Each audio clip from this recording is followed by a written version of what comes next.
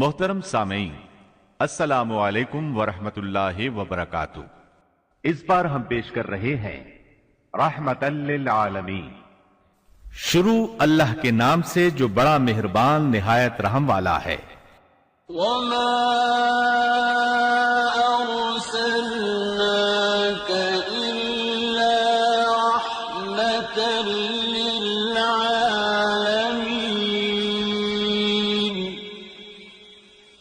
نبی کریم صلی اللہ علیہ وسلم بنی نوع انسان کے لیے اللہ کے آخری نبی ہیں، اور آپ پر نازل ہونے والی کتاب قرآن مجید اللہ تعالیٰ کی آخری کتاب ہے، لہذا نبی کریم صلی اللہ علیہ وسلم کی پاکیزہ زندگی امت مسلمہ کے لیے تا قیامت واجب الاتباع، رشد و ہدایت کا ابدی سرچشمہ اور ذریعہ نجات ہے۔ یقیناً رسول اللہ کی زندگی تمہارے لیے بہترین نمونہ ہے، لہذا رحمت للعالمین کی سیرت مطہرہ کا مطالعہ ہر مسلمان کی زندگی کا لازمی حصہ قرار پایا۔ سیرت نبوی کو مکمل طور پر بیان کرنا اس وقت تک ممکن نہیں جب تک اسلام سے پہلے اور بعد کے حالات کا تقابل نہ کیا جائے، اس لیے ہم اصل مضمون سے پہلے اسلام سے پہلے عرب کی کیفیت بیان کریں گے، عرب اقوام اور ان کی معاشرت کا نقشہ کھینچیں گے، پھر وہ حالات بیان کریں گے جن میں رسول اللہ صلی اللہ علیہ وسلم کی بعثت ہوئی۔ لفظ عرب کے لغوی معنی صحرا اور بیاب و گیاہ زمین کے ہیں۔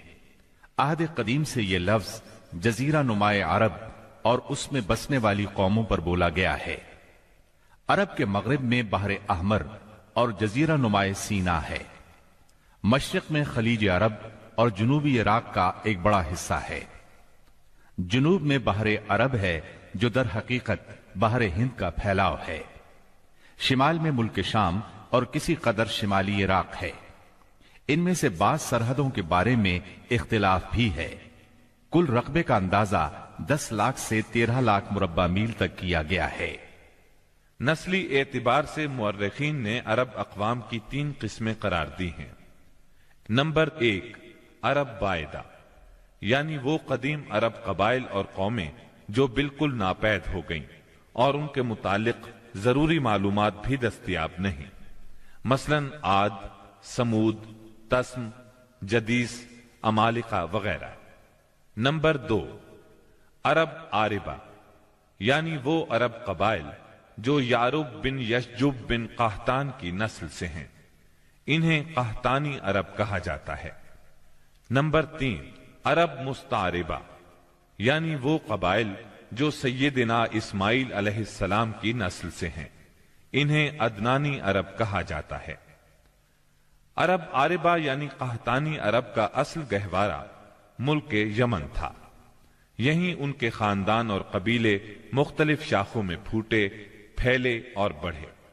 ان میں سے 2 قبیلوں نے بہت شہرت حاصل کی، ایک ہمیر جس کی مشہور شاخیں زید الجمہور، قزاع اور سکاسک ہیں، دوسرا کہلان جس کی مشہور شاخیں ہمدان، انمار، مزہج، تے، کندہ، لخم، جزام، ازد، اوس، خزرج اور اولاد جفنا ہیں، جنہوں نے آگے چل کر ملک شام میں بادشاہت قائم کی اور آل غسان کے نام سے مشہور ہوئے۔ عرب مستعربہ کے جد اعلیٰ سیدنا ابراہیم علیہ السلام اصلاً عراق کے ایک شہر اور کے باشندے تھے۔ یہ شہر دریائے فرات کے مغربی ساحل پر کوفے کے قریب واقع تھا۔ اس کی کھدائی کے دوران میں جو کتبے برآمد ہوئے ان سے اس شہر کے متعلق بہت سی تفصیلات منظر عام پر آئی ہیں، اور سیدنا ابراہیم علیہ السلام کے خاندان کی بعض تفصیلات معلوم ہوئی ہیں، نیز ملک کے دینی اور اجتماعی حالات بھی سامنے آئے ہیں۔ سیدنا ابراہیم علیہ السلام یہاں سے ہجرت کر کے شہر حران تشریف لے گئے تھے، اور پھر وہاں سے فلسطین جا کر اس کو اپنی دعوتی سرگرمیوں کا مرکز بنا لیا، اور دعوت و تبلیغ کے لیے یہیں سے اندرون و بیرون ملک آتے جاتے رہتے تھے۔ ایک بار آپ مصر تشریف لے گئے، فرعون نے آپ کی بیوی سیدہ سارہ علیہ السلام کی کیفیت سنی تو بدنیت ہو گیا، انہیں بری نیت سے اپنے دربار میں بلایا، لیکن اللہ نے سیدہ سارہ کی دعا کے نتیجے میں غیبی طور پر فرعون کی ایسی گرفت کی کہ وہ ہاتھ پاؤں مارنے لگا۔ اس کی نیت بد اس کے منہ پر مار دی گئی، اور وہ اس حادثے کی نوعیت سے سمجھ گیا کہ سیدہ سارہ اللہ کی نہایت خاص اور مقرب بندی ہیں۔ وہ ان کے اس وصف سے اس قدر متاثر ہوا کہ اپنی بیٹی ہاجرہ کو ان کی خدمت میں دے دیا۔ پھر سیدہ سارہ نے سیدہ ہاجرہ کو ابراہیم علیہ السلام کی زوجیت میں دے دیا۔ ابراہیم علیہ السلام ان دونوں کو لے کر فلسطین واپس تشریف لائے۔ پھر اللہ نے سیدہ ہاجرہ کے بطن سے ابراہیم علیہ السلام کو ایک فرزند ارجمند اسماعیل علیہ السلام عطا فرمایا۔ سیدہ سارہ بے اولاد تھیں، اس لیے انہیں بہت غیرت آئی، اور انہوں نے سیدنا ابراہیم علیہ السلام کو مجبور کیا کہ سیدہ ہاجرہ کو ان کے نوزائیدہ بچے سمیت جلا وطن کر دیں۔ حالات نے ایسا رخ اختیار کیا کہ انہیں سیدہ سارہ کی بات ماننا پڑی، اور وہ سیدہ ہاجرہ اور اسماعیل علیہ السلام کو لے کر حجاز تشریف لے گئے۔ وہاں انہیں ایک بے آب و گیاہ وادی میں اتار دیا۔ اسی جگہ آج بیت اللہ ہے، اس وقت نہیں تھا، صرف ٹیلوں کی طرح ابھری ہوئی زمین تھی۔ سیلاب آتا تو دائیں بائیں سے کترا کر نکل جاتا تھا۔ وہیں مسجد حرام کے بالائی حصے میں زمزم کے پاس ایک بہت بڑا درخت تھا۔ آپ نے ان دونوں کو اسی درخت کے پاس چھوڑا تھا۔ اس وقت مکے میں پانی تھا نہ انسان، اس لیے سیدنا ابراہیم علیہ السلام نے ایک توشہ دان میں کھجوریں اور ایک مشکیزے میں پانی رکھ دیا۔ اس کے بعد فلسطین واپس چلے گئے۔ ادھر چند ہی دن میں کھجوریں اور پانی ختم ہو گیا۔ سخت مشکل پیش آئی، مگر اس مشکل وقت میں اللہ کے فضل سے زمزم کا چشمہ پھوٹ پڑا اور ان کے لیے خوراک کا سامان بن گیا۔ اسماعیل علیہ السلام جب جوان ہوئے تو جرہم قبیلے سے عربی سیکھ لی۔ یہ قبیلہ وہاں پانی دیکھ کر آباد ہو گیا تھا۔ اس قبیلے کے لوگ انہیں پسند کرنے لگے تو ان لوگوں نے اپنے خاندان کی ایک خاتون سے ان کی شادی کر دی۔ اسی دوران میں سیدہ ہاجرہ کا انتقال ہو گیا۔ ادھر سیدنا ابراہیم علیہ السلام کو خیال آیا کہ اپنا ترکہ دیکھنا چاہیے، چنانچہ وہ مکہ معظمہ تشریف لے گئے، لیکن سیدنا اسماعیل علیہ السلام سے ملاقات نہ ہوئی۔ بہو سے حالات دریافت کیے، اس نے تنگ دستی کی شکایت کی۔ آپ نے وصیت کی کہ اسماعیل آئیں تو کہنا اپنے دروازے کی چوکھٹ بدل دیں۔ سیدنا اسماعیل علیہ السلام اس وصیت کا مطلب سمجھ گئے۔ انہوں نے بیوی کو طلاق دے دی اور ایک دوسری عورت سے شادی کر لی جو جرہم کے سردار مزاز بن عمرو کی صاحبزادی تھی۔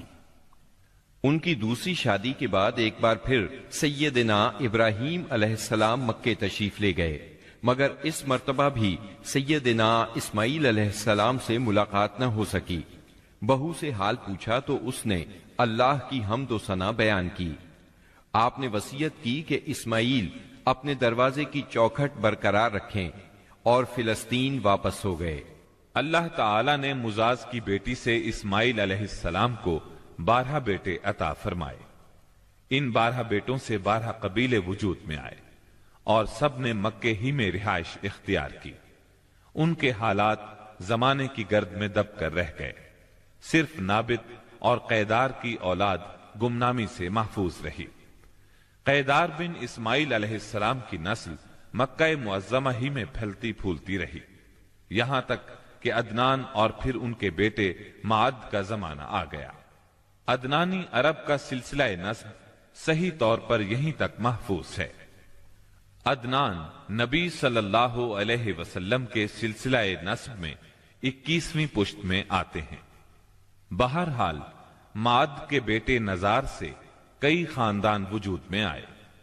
دراصل نزار کے 4 بیٹے تھے اور ہر بیٹا ایک بڑے قبیلے کی بنیاد ثابت ہوا۔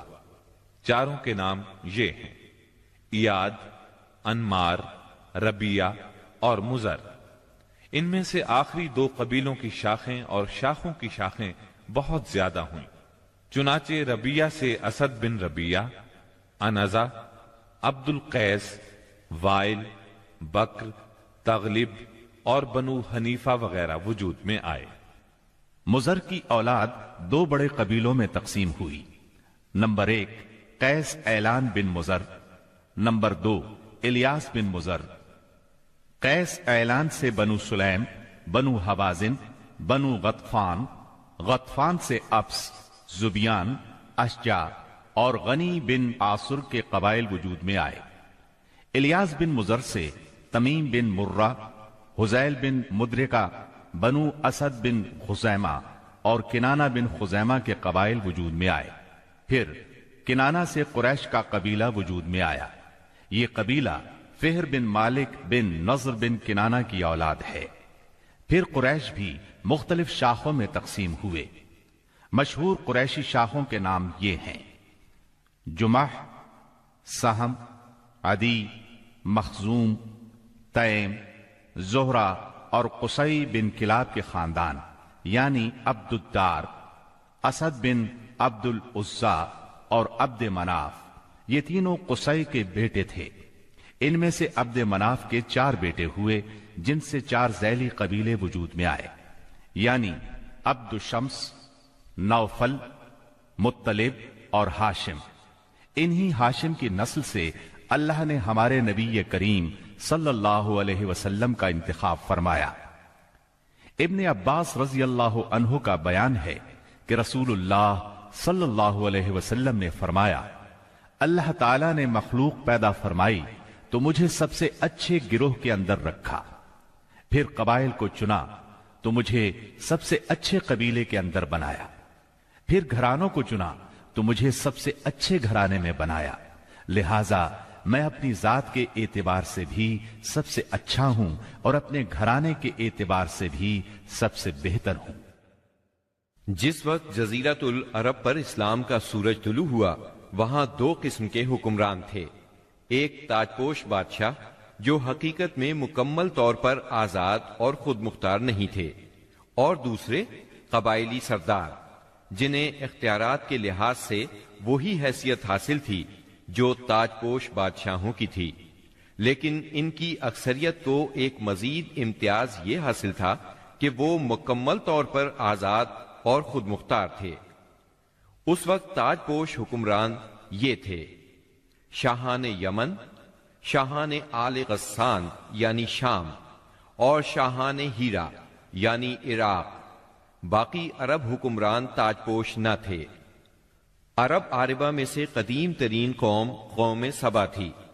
اور یعنی عراق سے جو کتبات برآمد ہوئے، ان میں 2500 سال قبل مسیح کی اس قوم کا ذکر ملتا ہے، لیکن اس کے عروج کا زمانہ 11 صدی قبل مسیح سے شروع ہوتا ہے۔ اس کی تاریخ کے اہم ادوار یہ ہیں: 650 قبل مسیح سے پہلے کا دور۔ اس دور میں سبا کے بادشاہوں کا لقب مکرب سبا تھا۔ ان کا پایہ تخت سرواہ تھا، جس کے کھنڈرات آج بھی معارب کے مغرب میں 1 دن کے فاصلے پر پائے جاتے ہیں۔ یہ کھنڈرات خریبہ کے نام سے مشہور ہیں۔ اسی دور میں معارب کے مشہور بند کی بنیاد رکھی گئی، جسے یمن کی تاریخ میں بہت اہمیت حاصل ہے۔ 650 قبل مسیح سے 115 قبل مسیح تک کا دور۔ اس دور میں سبا کے بادشاہوں نے مکرب کا لفظ چھوڑ کر ملک یعنی بادشاہ کا لقب اختیار کر لیا، اور سرواہ کی بجائے معارب کو اپنا دارالسلطنت بنایا۔ اس شہر کے کھنڈرات آج بھی صنعاء سے 60 میل مشرق میں پائے جاتے ہیں۔ 115 قبل مسیح سے 300 عیسوی تک کا دور۔ اس دور میں سبا کی مملکت پر قبیلہ ہمیر کو غلبہ حاصل رہا، اور اس نے معارب کی بجائے ریدان کو اپنا پایہ تخت بنایا۔ پھر ریدان کا نام ظفار پڑ گیا، جس کے کھنڈرات آج بھی شہر یریم کے قریب ایک دائرہ نما پہاڑی پر پائے جاتے ہیں۔ اسی دور میں قوم سبا کا زوال شروع ہوا۔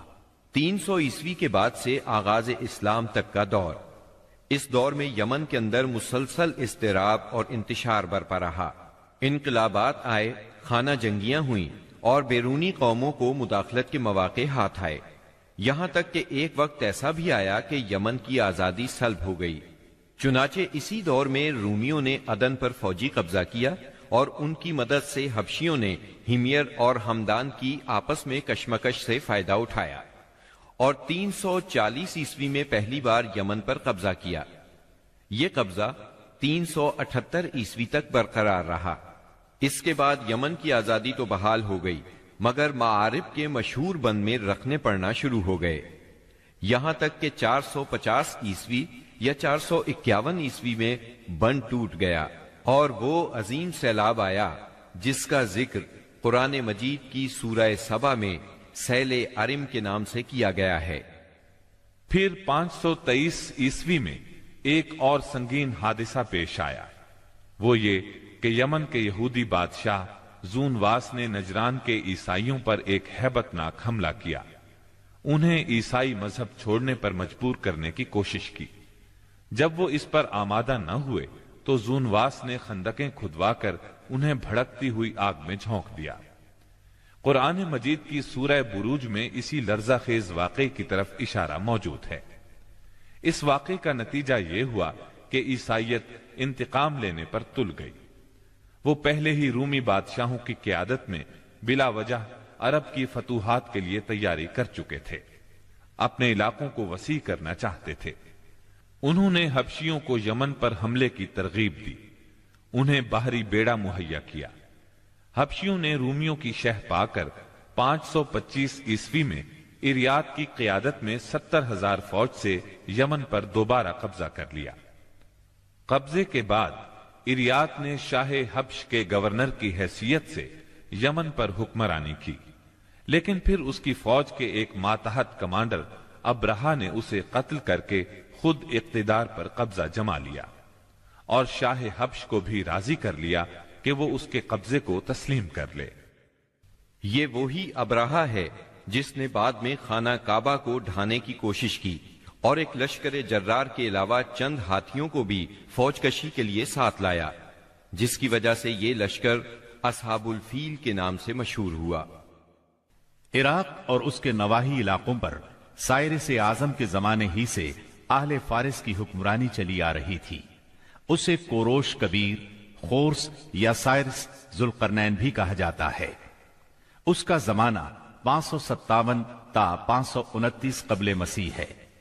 اس کے مقابلے میں کسی کو آنے کی جرت نہیں تھی، یہاں تک کہ 326 قبل مسیح میں سکندر مقدونی نے دارا اول کو شکست دے کر فارسیوں کی طاقت توڑ دی، جس کے نتیجے میں ان کا ملک ٹکڑے ٹکڑے ہو گیا اور طوائف الملوکی شروع ہو گئی۔ یہ انتشار 230 عیسوی تک جاری رہا۔ اسی دوران میں قحطانی قبائل نے اپنا وطن چھوڑ کر عراق کے ایک بہت بڑے اور شاداب سرحدی علاقے پر بود و باش اختیار کر لی۔ پھر عدنانی لوگ اپنا وطن چھوڑ کر اس طرف آئے، انہوں نے لڑ بھڑ کر جزیرہ فراتیہ کے ایک حصے پر اپنا قبضہ جما لیا۔ ادھر 226 عیسوی میں اردشیر نے جب ساسانی حکومت کی داغ بیل ڈالی تو رفتہ رفتہ فارسیوں کی طاقت ایک بار پھر پلٹ آئی۔ اردشیر کے عہد میں حیرہ، بادیات العراق اور جزیرے کے ربیعی اور مزری قبائل پر جزیمت الوضاح کی حکمرانی تھی۔ شاہان حیرہ کے پاس فارسی فوج کی ایک یونٹ ہمیشہ رہا کرتی تھی، جس سے بادیہ نشین عرب باغیوں کی سرکوبی کا کام لیا جاتا تھا۔ یہ بات تو مشہور ہے کہ مکے میں آبادی کا آغاز سیدنا اسماعیل علیہ السلام سے ہوا۔ آپ نے 137 سال کی عمر پائی اور تاحیات مکے کے سربراہ اور بیت اللہ کے متولی رہے۔ آپ کے بعد آپ کے 2 صاحبزادگان نابت پھر قیدار یا قیدار پھر نابت یکے بعد دیگرے مکے کے والی ہوئے۔ ان کے بعد ان کے نانا مزاز بن عمرو جرہمی نے اقتدار اپنے ہاتھ میں لے لیا۔ اس طرح مکے کی سربراہی بنو جرہم کی طرف منتقل ہو گئی اور ایک مدت تک انہی کے ہاتھ میں رہی۔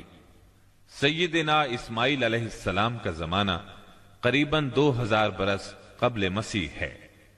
اس حساب سے مکے میں قبیلہ جرہم کا وجود کوئی 2100 برس تک رہا اور ان کی حکمرانی قریباً 2000 برس تک رہی۔ بنو خزاعہ نے مکہ پر قبضہ کرنے کے بعد بنو بکر کو شامل کیے بغیر تنہا اپنی حکمرانی قائم کی۔ البتہ 3 اہم اور امتیازی منصب مضری قبائل کے حصے میں آئے۔ نمبر 1، حاجیوں کو عرفات سے مزدلفہ لے جانا اور یوم النفر یعنی 13 ذی الحجہ کو مینا سے روانگی کا پروانہ دینا۔ یہ حج کے سلسلے کا آخری دن ہے۔ یہ اعزاز الیاس بن مضر کے خاندان بنو غوث بن مرہ کو حاصل تھا۔ یہ صوفہ کہلاتے تھے۔ نمبر 2، 10 ذی الحجہ کی صبح کو مزدلفہ سے مینا کی جانب افاضہ یعنی روانگی۔ یہ اعزاز بنو ادوان کو حاصل تھا۔ نمبر 3، حرام مہینوں کو آگے پیچھے کرنا۔ یہ اعزاز بنو کنانہ کی ایک شاخ بنو تمیم بن عدی کو حاصل تھا۔ مکہ معظمہ پر بنو خزاعہ کا اقتدار کوئی 300 برس تک قائم رہا۔ یہی زمانہ تھا جب ادنانی قبائل مکے اور حجاز سے نکل کر نجد، عراق کے اطراف اور بحرین وغیرہ میں پھیلے اور مکے کے اطراف میں قریش کی صرف چند شاخیں باقی رہیں، مگر مکے کی حکومت اور بیت اللہ کی تولیت میں ان کا کوئی حصہ نہ تھا، یہاں تک کہ قصی بن کلاب کا دور آیا۔ قصی نے مکے کا بندوبست اس طرح کیا کہ قریش کو مکے کے اطراف سے بلا کر پورا شہر ان پر تقسیم کر دیا اور ہر خاندان کا ٹھکانہ مقرر کر دیا۔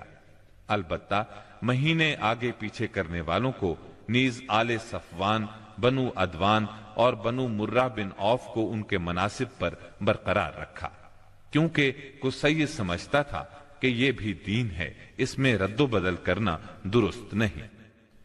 قصی کا ایک کارنامہ یہ بھی ہے کہ اس نے حرم کعبہ کے شمال میں دار الندوہ تعمیر کیا۔ اس کا دروازہ مسجد کی طرف تھا۔ دار الندوہ دراصل قریش کی پارلیمنٹ تھی، جہاں تمام بڑے بڑے اور اہم معاملات کے فیصلے ہوتے تھے۔ قریش پر دار الندوہ کے بڑے احسانات ہیں، کیونکہ یہ ان کے اتحاد کا ضامن تھا اور یہیں ان کے الجھے ہوئے مسائل احسن طریقے سے طے ہوتے تھے۔ قصی کو سربراہی اور عظمت کے یہ مرتبے حاصل تھے۔ نمبر 1، دار الندوہ کی صدارت، جہاں بڑے بڑے معاملات کے بارے میں مشورے ہوتے تھے اور جہاں یہ لوگ اپنی بیٹیوں کی شادیاں بھی کرتے تھے۔ نمبر 2، لوا یعنی جنگ کا پرچم قصی ہی کے ہاتھوں باندھا جاتا تھا۔ نمبر 3، حجابت یعنی خانہ کعبہ کی پاسبانی۔ اس کا مطلب یہ ہے کہ خانہ کعبہ کا دروازہ قصی ہی کھولتا تھا۔ خانہ کعبہ کی خدمت اسی کے ذمے تھی، چابی بردار بھی وہی تھا۔ نمبر 4، سقایا یعنی پانی پلانا۔ اس کی صورت کچھ یوں تھی کہ حوض میں حاجیوں کے لیے پانی بھر دیا جاتا تھا، اس میں کچھ کھجور اور کشمش ڈال کر اسے شیریں بنایا جاتا تھا۔ حجاج جب مکے آتے تو اسے پیتے تھے۔ نمبر 5، رفادہ یعنی حاجیوں کی میزبانی۔ حاجیوں کے لیے بطور ضیافت کھانا تیار کیا جاتا تھا۔ اس مقصد کے لیے قصی نے قریش پر ایک خاص رقم مقرر کر رکھی تھی۔ یہ رقم حج کے موسم میں قصی کے پاس جمع ہو جاتی تھی۔ وہ اس رقم سے حاجیوں کے لیے کھانا تیار کراتا تھا۔ جو لوگ تنگ دست ہوتے یا جن کے پاس توشہ نہ ہوتا وہ یہی کھانا کھاتے تھے۔ ان کے علاوہ کچھ اور عہدے بھی تھے جنہیں قریش نے آپس میں تقسیم کر رکھا تھا۔ ان کی تفصیل یہ ہے۔ نمبر 1، ایثار یعنی فال گیری، قسمت کا حال دریافت کرنے کے لیے بتوں کے پاس جو تیر رکھے رہتے تھے ان کی تولیت۔ یہ منصب بنو جمح کو حاصل تھا۔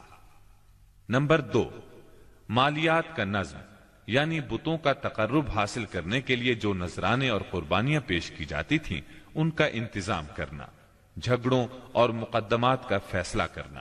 یہ کام بنو سہم کو سونپا گیا۔ نمبر 3، شورا، یہ اعزاز بنو اسد کو حاصل تھا۔ نمبر 4، اشناق یعنی دیت اور جرمانوں کا نظم۔ اس منصب پر بنو تیم فائز تھے۔ نمبر 5، عقاب یعنی قومی پرچم اٹھانا، یہ بنو امیہ کا کام تھا۔ نمبر 6، قبہ یعنی فوجی کیمپ کا انتظام اور شاہ سواروں کی قیادت، یہ کام بنو مخزوم کے حصے میں آیا تھا۔ نمبر 7، سفارت، یہ منصب بنو عدی کا تھا۔ ہم قحطانی اور عدنانی قبائل کے وطن چھوڑنے کا ذکر کر چکے ہیں۔ ان قبائل میں سرداری نظام رائج تھا۔ قبیلے خود اپنا سردار مقرر کرتے تھے۔ قبائلی سرداروں کا درجہ اپنی قوم میں بادشاہوں جیسا تھا۔ قبیلہ صلح اور جنگ میں بہرحال اپنے سردار کے فیصلے کا پابند ہوتا تھا۔ سردار کو وہی اقتدار اور اختیارات حاصل تھے جو کسی بادشاہ کو ہوا کرتے ہیں۔ حتیٰ کہ بعض سرداروں کا یہ حال تھا کہ اگر کبھی وہ بگڑ جاتے تھے تو ہزاروں تلواریں بے نیام ہو جاتی تھیں، اور وہ یہ بھی نہیں پوچھتے تھے کہ سردار کے غصے کا سبب کیا ہے۔ اب رہا سیاسی حالات کا مسئلہ۔ جزیرت العرب کے 3 سرحدی علاقے تھے۔ یہ تینوں غیر ممالک کے پڑوس میں تھے۔ ان کی سیاسی حالت سخت پریشان کن تھی۔ وہاں انتشار کی کیفیت تھی۔ صورتحال زوال پذیر تھی۔ انسان مالک تھا یا غلام، حاکم تھا یا محکوم، بس انہی 2 طبقوں میں بٹا ہوا تھا۔ تمام تر فوائد سربراہوں کو، خاص طور پر غیر ملکی سربراہوں کو حاصل تھے، اور سارا بوجھ غلاموں کے سر تھا۔ وہ طرح طرح کے ظلم و ستم برداشت کرتے تھے، زبان نہیں کھول سکتے تھے کیونکہ حکمرانی جبری تھی۔ انسانی حقوق نام کی کسی چیز کا دور دور تک وجود نہیں تھا۔ عرب کے عام باشندے اسماعیل علیہ السلام کی دعوت و تبلیغ کے نتیجے میں دین ابراہیم کے پیروکار تھے، اس لیے صرف اللہ کی عبادت کرتے تھے اور توحید پر کاربند تھے۔ لیکن وقت گزرنے کے ساتھ ساتھ انہوں نے اللہ کے احکامات کو بھلا دیا، پھر بھی ان کے اندر توحید اور دین ابراہیمی کے کچھ آثار باقی رہے، کچھ شعائر پر وہ عمل پیرا رہے، یہاں تک کہ بنو خزاعہ کا سردار عمرو بن لحی منظر عام پر آیا۔ اس کی نشو و نما نیکی، صدقہ و خیرات اور دینی باتوں سے گہری دلچسپی پر ہوئی تھی، اس لیے لوگوں نے اسے محبت کی نظر سے دیکھا، اسے بڑا عالم اور اللہ کا ولی سمجھ کر اس کی پیروی کی۔ پھر اس شخص نے ملک شام کا سفر کیا۔ اس نے دیکھا وہاں بتوں کی پوجا ہو رہی تھی۔ اس نے سمجھا یہ طریقہ بھی اچھا ہے اور برحق ہے، کیونکہ ملک شام پیغمبروں کی سرزمین تھی، آسمانی کتابیں وہاں نازل ہوئی تھیں۔ چنانچہ واپسی پر وہ وہاں سے اپنے ساتھ حبل بت بھی لے آیا اور اسے خانہ کعبہ کے اندر نصب کر دیا، اور اہل مکہ کو اللہ کے ساتھ شرک کی دعوت دی۔ اہل مکہ نے اس پر لبیک کہا۔ اس کے بعد بہت جلد حجاز کے باشندے بھی شامل ہو گئے، وہ بھی ان کے نقش قدم پر چل پڑے۔ اس طرح عرب میں بت پرستی کا آغاز ہوا۔ حبل کے علاوہ عرب کے قدیم ترین بتوں میں سے ایک منات تھا۔ یہ بحر احمر کے ساحل پر قدید کے قریب مشلل میں نصب تھا۔ اس کے بعد طائف میں لات نامی بت وجود میں آیا، پھر وادی نخلا میں عزا کا بت نصب کیا گیا۔ یہ تینوں عرب کے سب سے بڑے بت تھے۔ اس کے بعد حجاز کے ہر خطے میں شرک کی کثرت اور بتوں کی بھرمار ہو گئی۔ کہا جاتا ہے کہ ایک جن عمرو بن لحی کے تابع تھا۔ اس نے بتایا کہ قوم نوح کے بت یعنی ود، سوا، یغوس، یعوق اور نصر جدہ میں دفن ہیں۔ اس اطلاع پر عمرو بن لحی جدہ گیا اور ان بتوں کو کھود نکالا، پھر ان کو تہامہ لایا، اور جب حج کا زمانہ آیا تو انہیں مختلف قبائل کے حوالے کیا۔ یہ قبائل ان بتوں کو اپنے اپنے علاقوں میں لے گئے۔ اس طرح ہر قبیلے میں، پھر ہر گھر میں ایک ایک بت ہو گیا۔ اسی پر بس نہیں کی گئی، اس کے بعد مشرکین نے مسجد حرام کو بھی بتوں سے بھر دیا۔ چنانچہ جب مکہ فتح ہوا تو بیت اللہ اور اس کے گردا گرد 360 بت تھے، جن کو خود رسول اللہ صلی اللہ علیہ وسلم نے اپنے دست مبارک سے توڑا۔ آپ ہر ایک بت کو چھڑی سے ٹھوکر مارتے اور وہ گر جاتا۔ پھر آپ نے حکم دیا ان تمام بتوں کو مسجد حرام سے باہر نکال دو۔ چنانچہ ان سارے بتوں کو مسجد حرام سے باہر نکال کر جلا دیا گیا۔ غرض شرک اور بت پرستی اہل جاہلیت کے دین کا سب سے بڑا مظہر بن چکی تھی، اور ان لوگوں کو یہ گھمنڈ بھی تھا کہ وہ سیدنا ابراہیم علیہ السلام کے دین پر ہیں۔ پھر اہل جاہلیت کے یہاں بت پرستی کے کچھ خاص طریقے بھی رائج تھے جو زیادہ تر عمرو بن لوہی کے گھڑے ہوئے تھے۔ یہ جاہل لوگ سمجھتے تھے کہ عمرو بن لوہی کے طریقے دین ابراہیمی میں تبدیلی نہیں بلکہ بدعت حسنہ ہیں۔ ان میں بت پرستی کی کیا کیا رسمیں رائج تھیں، اس کی تفصیل بھی سن لیں۔ نمبر 1، اس دور کے جاہل مشرک بتوں کے پاس مجاور بن کر بیٹھتے تھے، ان کی پناہ ڈھونڈتے تھے، انہیں زور زور سے پکارتے تھے، حاجت روائی اور مشکل کشائی کے لیے ان کو پکارتے تھے اور سمجھتے تھے کہ وہ اللہ سے سفارش کر کے ہماری مراد پوری کرا دیں گے۔ نمبر 2، وہ بتوں کا حج اور طواف کرتے تھے، ان کے سامنے عجز و نیاز سے پیش آتے تھے اور انہیں سجدہ کرتے تھے۔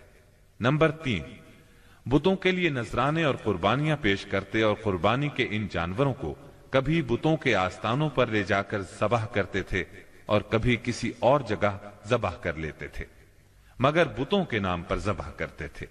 ذبح کی ان دونوں صورتوں کا ذکر اللہ تعالیٰ نے سورۃ المائدہ کی آیت نمبر 3 میں کیا ہے، یعنی وہ جانور بھی حرام ہیں جو آستانوں پر ذبح کیے گئے ہوں۔ دوسری جگہ یعنی سورہ انعام کی آیت 121 میں فرماتے ہیں، یعنی اس جانور کا گوشت مت کھاؤ جس پر اللہ کا نام نہ لیا گیا ہو۔ نمبر 4، بتوں کا قرب حاصل کرنے کا ایک طریقہ یہ بھی تھا کہ مشرقین اپنی سمجھ کے مطابق اپنے کھانے پینے کی چیزوں اور اپنی کھیتی اور چوپائے کی پیداوار کا ایک حصہ بتوں کے لیے خاص کرتے تھے۔ اس سلسلے میں ان کا دلچسپ رواج یہ تھا کہ وہ اللہ کے لیے بھی اپنی کھیتی اور جانوروں کی پیداوار کا ایک حصہ خاص کرتے تھے۔ پھر مختلف اسباب کی بنا پر اللہ کا حصہ تو بتوں کی طرف منتقل کر سکتے تھے، لیکن بتوں کا حصہ کسی بھی حال میں اللہ کی طرف منتقل نہیں کر سکتے تھے۔ نمبر 5، بتوں کا قرب حاصل کرنے کا ایک طریقہ یہ بھی تھا کہ وہ مشرکین کھیتی اور چوپایوں میں مختلف قسم کی نظریں مانتے تھے۔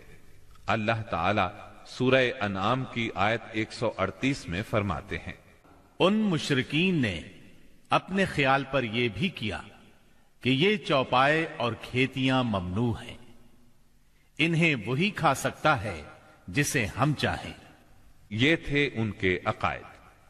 انہی جانوروں میں بحیرہ، صائبہ، وسیلہ اور حام تھے۔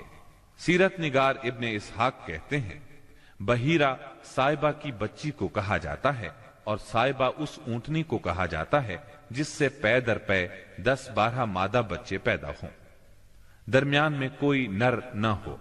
ایسی اونٹنی کو آزاد چھوڑ دیا جاتا تھا، اس پر سواری نہیں کی جاتی تھی، اس کے بال بھی نہیں کاٹے جاتے تھے، اور مہمان کے سوا اس کا دودھ کوئی نہیں پی سکتا تھا۔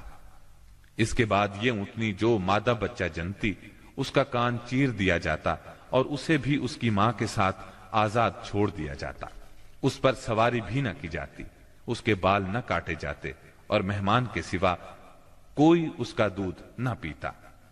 اسی کو بحیرہ کہتے ہیں اور صائبہ اس کی ماں ہے۔ وسیلہ اس بکری کو کہا جاتا تھا جو 5 مرتبہ پے در پے 2 مادہ بچے جنتی تھی، یعنی 5 بار میں 10 مادہ بچے پیدا ہوتے، درمیان میں کوئی نر نہ پیدا ہوتا۔ اس بکری کو اس لیے وسیلہ کہا جاتا تھا کہ وہ سارے مادہ بچوں کو ایک دوسرے سے جوڑ دیتی تھی۔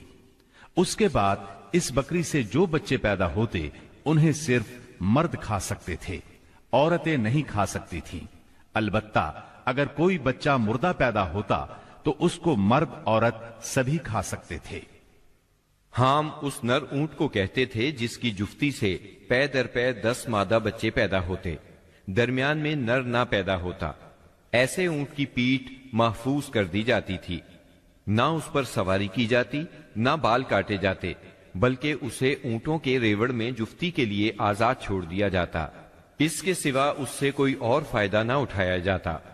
عرب اپنے بتوں کے ساتھ یہ سب کچھ اس عقیدے سے کرتے تھے کہ یہ بت انہیں اللہ کے قریب کر دیں گے اور اللہ کے حضور ان کی سفارش کر دیں گے۔ چنانچہ مشرکین جو کہتے تھے، قرآن کریم میں اللہ تعالیٰ نے سورہ زمر کی آیت نمبر 3 میں اس طرح تذکرہ کیا ہے، دیکھو خالص عبادت اللہ ہی کے لیے زیبا ہے، اور جن لوگوں نے اس کے سوا اور دوست بنائے ہیں وہ کہتے ہیں کہ ہم ان کو اس لیے پوجتے ہیں کہ وہ ہم کو اللہ کا مقرب بنا دیں۔ ہم ان کی عبادت صرف اس لیے کر رہے ہیں کہ وہ ہمیں اللہ کے قریب کر دیں۔ اسی طرح قرآن کریم کی سورہ یونس آیت 18 میں یہ الفاظ آئے ہیں، اور یہ لوگ اللہ کے سوا ایسی چیزوں کی پرستش کرتے ہیں جو نہ ان کا کچھ بگاڑ ہی سکتی ہیں اور نہ کچھ بھلا ہی کر سکتی ہیں، اور کہتے ہیں کہ یہ اللہ کے پاس ہماری سفارش کرنے والے ہیں۔ مشرکین عرب کاہنوں، عرافوں اور نجومیوں کی خبروں پر بھی ایمان رکھتے تھے۔ کاہن اسے کہتے ہیں جو آنے والے واقعات کی پیش گوئی کرے اور جو چھپے ہوئے رازوں کے جاننے کا دعویٰ کرے۔ نجومی اسے کہتے ہیں جو ستاروں پر غور کر کے ان کی رفتار اور اوقات کا حساب لگا کر پتہ لگاتا ہے کہ دنیا میں آئندہ کیا حالات و واقعات پیش آئیں گے۔ ان نجومیوں کی خبروں کو ماننا دراصل ستاروں پر ایمان لانا ہے۔ مشرکین میں بدشگونی کا بھی رواج تھا، اسے عربی میں طیارہ کہتے ہیں۔ اس کی صورت یہ تھی کہ مشرکین کسی چڑیا یا ہرن کے پاس جا کر اسے بھگاتے تھے۔ اگر وہ دائیں طرف بھاگتا تو اسے اچھا شگون خیال کرتے، کامیابی کی علامت خیال کرتے اور اپنا کام کر گزرتے۔ اگر وہ بائیں طرف بھاگتا تو اسے نحوست کی علامت سمجھ کر اپنے کام سے باز رہتے۔ اسی طرح اگر کوئی چڑیا یا جانور راستہ کاٹ دیتا تو اس کو منحوس خیال کرتے۔ اسی سے ملتی جلتی ایک حرکت یہ تھی کہ مشرکین خرگوش کے ٹخنے کی ہڈی لٹکاتے تھے اور بعض دنوں، بعض مہینوں، جانوروں، گھروں اور عورتوں کو منحوس سمجھتے تھے۔ آج کے دور میں بھی ایسی باتیں سننے میں آتی ہیں، کالی بلی راستہ کاٹ گئی، اللہ خیر کرے وغیرہ۔ قریش کی ایک بدعت یہ تھی کہ وہ کہتے تھے ہم سیدنا ابراہیم علیہ السلام کی اولاد ہیں، حرم کے پاسبان، بیت اللہ کے والی اور مکے کے باشندے ہیں۔ کوئی شخص ہمارا ہم مرتبہ نہیں اور نہ کسی کے حقوق ہمارے حقوق کے مساوی ہیں۔ اسی لیے یہ لوگ اپنا نام ہمس یعنی بہادر رکھتے تھے، لہذا ہمارے شایان شان نہیں کہ ہم حدود حرم سے باہر جائیں۔ چنانچہ حج کے دوران میں یہ لوگ عرفات نہیں جاتے تھے اور نہ وہاں سے افاضہ کرتے تھے، بلکہ مزدلفہ ہی میں ٹھہر کر وہیں سے افاضہ کر لیتے تھے۔ اللہ تعالی نے اس بدعت کی اصلاح کرتے ہوئے سورہ بقرہ کی آیت 199 میں فرمایا، یعنی تم لوگ بھی وہیں سے افاضہ کرو جہاں سے سارے لوگ افاضہ کرتے ہیں۔ ان کی ایک بدعت یہ بھی تھی کہ انہوں نے بیرون حرم کے باشندوں کو حکم دے رکھا تھا کہ وہ حرم میں آنے کے بعد پہلا طواف ہمس سے حاصل کیے ہوئے کپڑوں ہی میں کریں۔ چنانچہ ان کا کپڑا اگر دستیاب نہ ہوتا تو مرد ننگے طواف کرتے اور عورتیں اپنے سارے کپڑے اتار کر صرف ایک چھوٹا سا کھلا کرتا پہن لیتیں اور اسی میں طواف کرتیں اور دوران طواف یہ شعر پڑھتیں، آج کچھ یا ساری شرمگاہ کھل جائے گی، لیکن جو کھل جائے میں اسے دیکھنا حلال قرار نہیں دیتی۔ اللہ تعالی نے ان خرافات کے خاتمے کے لیے سورہ آراف کی آیت نمبر 31 میں فرمایا، اے بنی آدم، ہر نماز کے وقت اپنے آپ کو مزین کیا کرو، یعنی اے آدم کے بیٹو، ہر مسجد کے پاس اپنی زینت اختیار کرو۔ یہی دین یعنی شرک و بت پرستی اور توہمات و خرافات پر مبنی عقیدے والا دین عام اہل عرب کا دین تھا۔ اس کے علاوہ جزیرت العرب کے مختلف اطراف میں یہودیت، مسیحیت، مجوسیت اور سابعیت نے بھی قدم جما لیے تھے۔ جزیرت العرب میں یہود کا دور اس وقت سے شروع ہوتا ہے جب فلسطین میں بابل اور آشور کی حکومت کی فتوحات کی وجہ سے یہودیوں کو اپنا وطن چھوڑنا پڑا۔ اس حکومت کی سخت گیری اور بخت نصر کے ہاتھوں یہودی بستیوں کی تباہی اور ویرانی، ان کے ہیکل کی بربادی اور ان کی اکثریت کی ملک بابل سے جلا وطنی کا نتیجہ یہ ہوا کہ یہود کی ایک جماعت فلسطین چھوڑ کر حجاز کے شمالی اطراف میں آ بسی اور یثرب، خیبر اور تیماء میں آباد ہو کر یہاں اپنی باقاعدہ بستیاں بسا لی، قلعے تعمیر کر لیے اور گڑھیاں بنا لی۔ وطن چھوڑ کر آنے والے ان یہود کے ذریعے عرب باشندوں میں کسی قدر یہودی مذہب کا بھی رواج ہوا اور اسلام کے ظہور سے پہلے اس کو بھی ایک اچھی بھلی حیثیت حاصل ہو گئی۔ اسلام کے ظہور کے وقت مشہور یہودی قبائل یہ تھے: خیبر، نذیر، مستلق، قریظہ اور قینقاع۔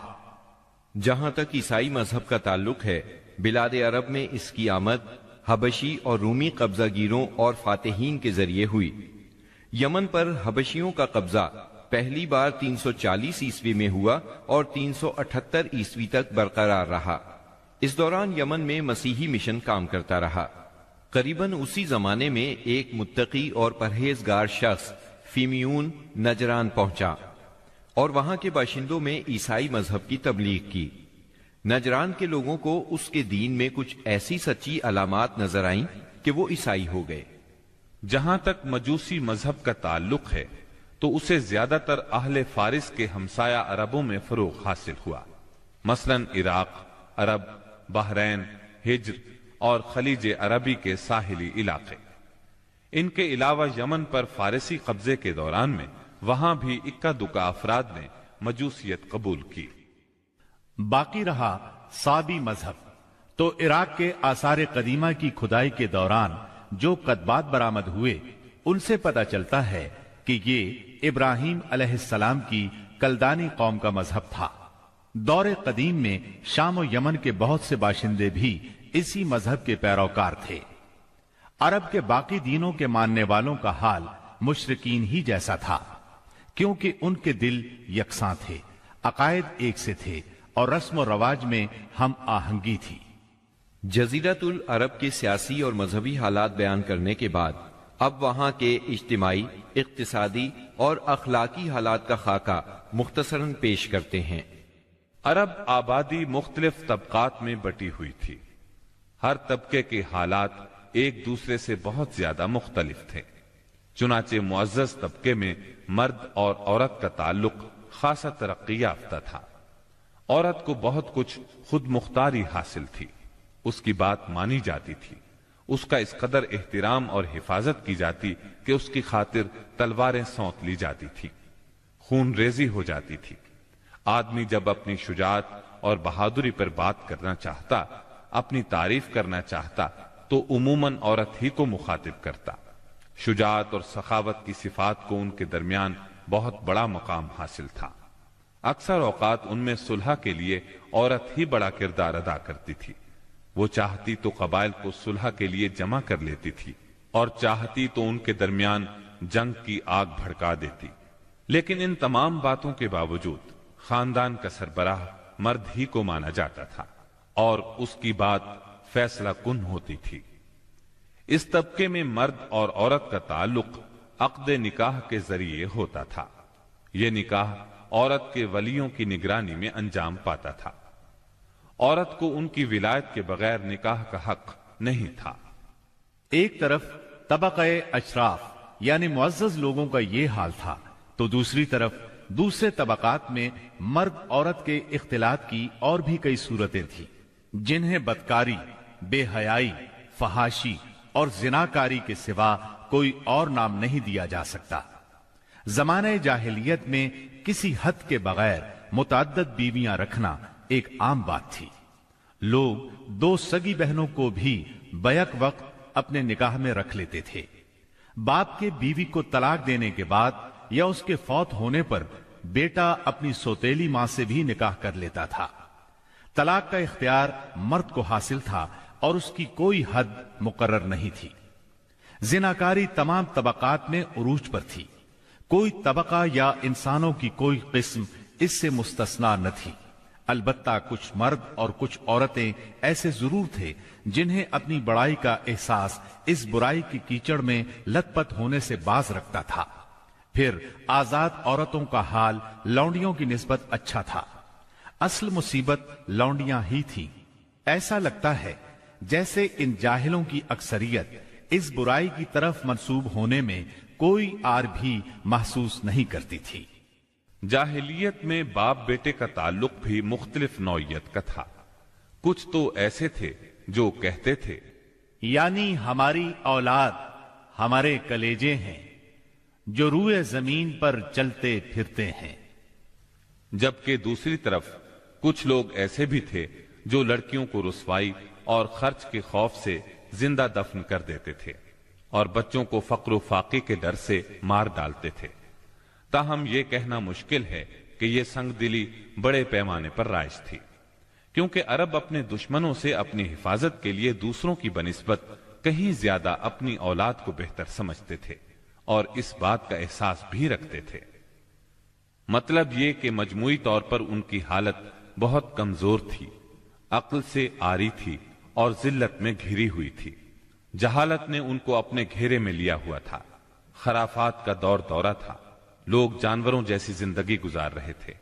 عورت بیچی اور خریدی جاتی تھی۔ بعض اوقات اس سے مٹی اور پتھر جیسا سلوک کیا جاتا تھا۔ قوم کے باہمی تعلقات کمزور بلکہ ٹوٹے ہوئے تھے۔ رہ گئیں حکومتیں تو ان کو صرف اپنا خزانہ بھرنے سے غرض تھی یا مخالفوں پر فوج کشی کرنے کی فکر۔ اقتصادی حالت بھی خراب تھی۔ صرف تجارت ان کے نزدیک ضروریات زندگی حاصل کرنے کا سب سے اہم ذریعہ تھی، اور تجارت کے لیے امن و سلامتی کی فضا کا ہونا ضروری ہے، ورنہ تجارتی آمد و رفت نہیں ہو سکتی۔ جبکہ ان کا حال یہ تھا کہ سوائے حرمت والے مہینوں کے امن اور سلامتی کا کہیں وجود نہ تھا۔ یہی وجہ ہے کہ صرف حرمت والے مہینوں میں عرب کے مشہور بازار اکاز، ذی المجاز اور مجنہ لگتے تھے۔ جہاں تک صنعتوں کا معاملہ ہے تو عرب اس میدان میں ساری دنیا سے پیچھے تھے۔ کپڑے کی بنائی اور چمڑے کی دباغت وغیرہ کی شکل میں جو چند صنعتیں پائی بھی جاتی تھیں وہ زیادہ تر یمن، ہیرا اور شام سے ملے ہوئے علاقوں میں تھی۔ البتہ اندرون عرب گلہ بانی اور کھیتی باڑی کا کسی قدر رواج تھا۔ ساری عرب عورتیں سوت کاٹتی تھیں، لیکن مشکل یہ تھی کہ سارا مال و متاع ہمیشہ لڑائیوں کی زد میں رہتا تھا۔ غربت عام تھی، لوگ ضروری لباس تک سے محروم تھے۔ یہ بات تو مشہور ہے کہ اہل جاہلیت میں کمینی اور رذیل عادات پائی جاتی تھی۔ عقل کے خلاف باتوں کی بھرمار تھی، تاہم ان میں کچھ پسندیدہ اخلاق بھی تھے۔ ان اخلاق کو دیکھ کر انسان دنگ رہ جاتا تھا۔ نمبر 1، کرم و سخاوت۔ یہ اہل جاہلیت کی خوبی تھی جس میں وہ ایک دوسرے سے آگے نکل جانے کی کوشش کرتے تھے، اور اس پر فخر کرنے کا عالم یہ تھا کہ عرب کے آدھے اشعار اسی کی نظر ہو جاتے تھے۔ اس وصف کی بنیاد پر کوئی اپنی تعریف کرتا تھا تو کوئی دوسروں کی۔ حالت یہ تھی کہ سخت سردی اور بھوک کی حالت میں بھی کوئی مہمان آ جاتا اور میزبان کے پاس اپنی سواری والی اونٹنی کے سوا کچھ نہ ہوتا، اور کنبے کی ضرورت پوری کرنے کا ذریعہ بھی صرف وہی سواری ہوتی تو اپنے مہمان کے لیے ذبح کر دیتا۔ یہ ان کے کرم ہی کا نتیجہ تھا کہ بڑی بڑی دیت اور مالی ذمہ داریاں اٹھا لیتے تھے، اور اس طرح انسانوں کو بربادی اور خون ریزی سے بچا کر دوسرے رئیسوں اور سرداروں کے مقابل فخر کرتے تھے۔ وہ جوا کھیلتے تھے۔ ان کا خیال تھا یہ بھی سخاوت کی ایک راہ ہے، کیونکہ انہیں جو نفع حاصل ہوتا یا نفع حاصل کرنے والوں کے حصے سے جو کچھ زائد بچ رہتا اس کو وہ مسکینوں کو دے دیتے تھے۔ اسی لیے قرآن پاک نے شراب اور جوئے کے نفع کا سرے سے انکار نہیں کیا، بلکہ سورہ بقرہ کی آیت 219 میں فرمایا، یعنی ان دونوں کا گناہ ان کے نفع سے بڑھ کر ہے۔ نمبر 2، ایفائے عہد یعنی وعدے کا پورا کرنا۔ دور جاہلیت کے اخلاق فاضلہ میں سے ہے۔ عہد کو ان کے نزدیک دین کی حیثیت حاصل تھی۔ جس سے وہ ہر حال میں چمٹے رہتے تھے، اور اس راستے میں اپنی اولاد کا خون اور اپنے گھر بار کی تباہی بھی ہیج سمجھتے تھے۔ نمبر 3، خودداری اور عزت نفس۔ اس پر قائم رہنا اور ظلم و جبر برداشت نہ کرنا بھی جاہلیت کے معروف اخلاق میں سے تھا۔ اس کا نتیجہ یہ تھا کہ ان کی شجاعت اور غیرت حد سے بڑھی ہوئی تھی۔ وہ فوراً بھڑک اٹھتے تھے اور چھوٹی سے چھوٹی توہین آمیز بات پر تلوار اور نیزہ اٹھا لیتے تھے، اور نہایت خون ریز جنگ چھڑ جاتی اور انہیں اس راہ میں اپنی جان کی قطعاً پرواہ نہ رہتی تھی۔ نمبر 4، عزائم کی تکمیل۔ اہل جاہلیت میں ایک خاص بات یہ بھی تھی کہ جب وہ کسی کام کو فخر اور ناز کا ذریعہ سمجھ کر انجام دینے پر تل جاتے تو پھر کوئی رکاوٹ انہیں روک نہیں سکتی تھی۔ وہ اپنی جان پر کھیل کر اس کام کو انجام دے ڈالتے تھے۔ نمبر 5، حلم، بردباری اور سنجیدگی۔ یہ خوبی بھی ان کے نزدیک قابل تعریف تھی، لیکن چونکہ ان میں شجاعت حد سے بڑھ کر تھی، ہر وقت جنگ و جدل پر آمادہ رہتے تھے، اس لیے یہ عادت بہت کم پائی جاتی تھی۔ نمبر 6، بدوی سادگی، یعنی رہن سہن کی الجھنوں اور داؤ پیچ سے ناواقف تھے۔ اس کا نتیجہ یہ تھا کہ ان میں سچائی اور امانت پائی جاتی تھی، دھوکہ دہی، بد عہدی سے دور تھے اور نفرت کرتے تھے۔ ہم سمجھتے ہیں کہ جزیرت العرب کو ساری دنیا سے جو جغرافیائی نسبت حاصل تھی، اس کے علاوہ یہی وہ قیمتی اخلاق تھے جن کی وجہ سے اہل عرب کو بنی نوع انسان کی قیادت اور رسالت عامہ کا بوجھ اٹھانے کے لیے منتخب کیا گیا تھا، کیونکہ یہ اخلاق اگرچہ بعض اوقات شر اور فساد کا سبب بن جاتے تھے اور ان کی وجہ سے المناک حادثات بھی پیش آ جاتے تھے، لیکن اپنی نوعیت کے بڑے قیمتی اخلاق تھے۔ یہ تھوڑی سی اصلاح کے بعد انسانی معاشرے کے لیے نہایت مفید بن سکتے تھے، اور یہی کام اسلام نے انجام دیا۔ غالباً ان کے اخلاق میں بھی ایفائے عہد کے بعد عزت نفس اور عزم کی پختگی سب سے زیادہ قیمتی اور نفع بخش جوہر تھا، کیونکہ اس زبردست قوت اور پختہ ارادے کے بغیر شر و فساد کا خاتمہ اور نظام عدل کا قیام ممکن نہیں۔ اہل جاہلیت کے کچھ اور بھی اچھے اخلاق تھے، لیکن ان سب کو بیان کیا جائے تو بات بہت طویل ہو جائے گی، لہذا انہی پر اکتفا کرتے ہوئے ہم آگے چلتے ہیں۔ ہمارے رسول مقبول محمد صلی اللہ علیہ وسلم کی ولادت باسعادت موسم بہار میں پیر کے دن صبح صادق کے بعد اور طلوع آفتاب سے پہلے سن عام الفیل 20 یا 22 اپریل 571 عیسوی کو مکہ مکرمہ میں ہوئی۔ پیر کا دن آپ کی مبارک زندگی میں بڑی اہمیت کا حامل ہے۔ سیدنا ابن عباس رضی اللہ عنہ فرماتے ہیں کہ آپ پیر کو پیدا ہوئے، پیر کے دن آپ کو نبوت سے سرفراز فرمایا گیا، سوموار ہی کو مکے سے مدینے کی طرف ہجرت کے لیے نکلے، سوموار ہی کو آپ مدینہ منورہ تشریف لائے، اور آپ نے پیر ہی کے دن اس دار فانی کو خیر باد کہا۔ آپ کے پیدا ہوتے ہی آپ کے دادا عبد المطلب آپ کو گود میں اٹھا کر خانہ کعبہ میں لے گئے، آپ کے لیے دعا کی اور محمد نام رکھا۔ پوتے کی پیدائش کی خوشی میں 7ویں دن اپنے قبیلے کی دعوت کی۔ لوگوں نے آپ کے دادا سے پوچھا، آپ نے نومولود کا نام دوسرے لوگوں کے ناموں جیسا کیوں نہیں رکھا؟ انہوں نے جواب دیا، میں چاہتا ہوں میرے پوتے پر اس نام کا اثر پڑے اور میرا پوتا تعریف و توصیف حاصل کرے۔ آپ کی والدہ سیدہ آمنہ نے آپ کا نام احمد رکھا۔ انجیل میں بطور پیشگوئی آپ کے 2 نام آئے ہیں، فارقلید اور منہمنا۔ قرآن مجید کی سورہ انبیاء آیت 107 میں اللہ تعالیٰ نے آپ کو رحمت للعالمین کہا ہے۔ وَمَا أَرْسَلْنَاكَ إِلَّا رَحْمَةً لِلْعَالَمِينَ، یعنی ہم نے آپ کو تمام جہانوں کے لیے رحمت بنا کر بھیجا ہے۔ آپ کا نسب نامہ اس طرح ہے، محمد بن عبداللہ بن عبد المطلب بن ہاشم بن عبد مناف بن قصی بن کلاب بن مرہ بن کعب بن لعی بن غالب بن فہر بن مالک بن نضر بن کنانہ بن خزیمہ بن مدرکہ بن الیاس بن مزر بن نزار بن معد بن عدنان۔ اس بات پر سب کا اتفاق ہے کہ عدنان سیدنا اسماعیل علیہ السلام کی نسل سے ہیں، لیکن دونوں کے درمیان میں کتنی پشتیں ہیں اور ان کے نام کیا کیا ہیں، اس میں بہت اختلاف پایا جاتا ہے۔ آپ کی والدہ کا نام سیدہ آمنہ تھا۔ سیدہ آمنہ کے والد وہب بن عبد مناف بن زہرہ بن کلاب تھے۔ یہ وہی کلاب ہیں جو والد کی طرف سے بھی نبی صلی اللہ علیہ وسلم کے نسب نامے میں آتے ہیں۔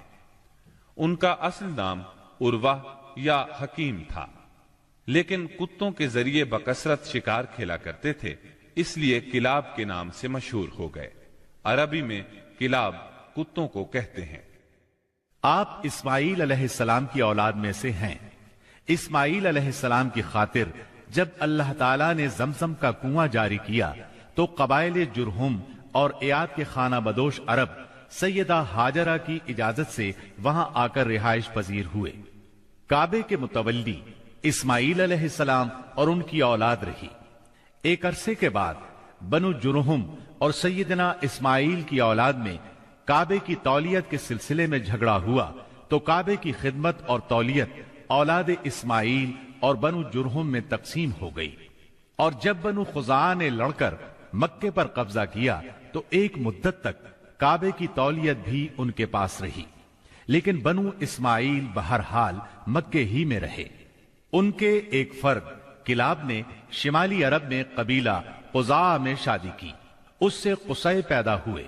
وہ جوان ہو کر اپنے قبیلے میں واپس آ گئے۔ خسر کی وفات کے بعد قصی نے اپنے ننہال کی مدد سے بنو خزاعہ کو مجبور کیا کہ وہ شہر چھوڑ کر مضافات میں جا بسا۔ بنو خزاعہ کے سردار نے کعبے کے قیمتی چڑھاووں کو زمزم کے کنویں میں ڈال کر اس کو پاٹ دیا اور کنواں غائب ہو گیا۔ پھر قصی کو بہت بڑا اقتدار حاصل ہوا، اس کی اولاد پھلی پھولی اور اسے قوم کا بہت بڑا سردار تسلیم کیا گیا۔ قصی نے مکے میں ایک شہری مملکت کا آغاز کیا، وہاں دار الندوہ یعنی پارلیمنٹ اور ٹیکس کے نئے محکمے قائم کیے، لیکن وفات کے وقت حکومت اپنے بچوں میں تقسیم کر دی۔ کسی کو کعبے کی رکھوالی سونپی، کسی کو چابی دی، کسی کو فوج کی قیادت تو کسی کو ٹیکس کا حساب کتاب سونپا۔ بعد کی نسلوں میں انتظامات کی مزید تقسیم در تقسیم ہوئی۔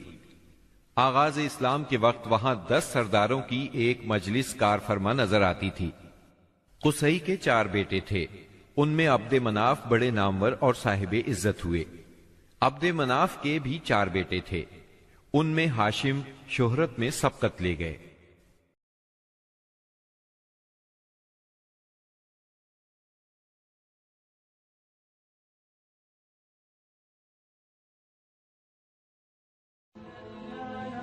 Thanks for watching.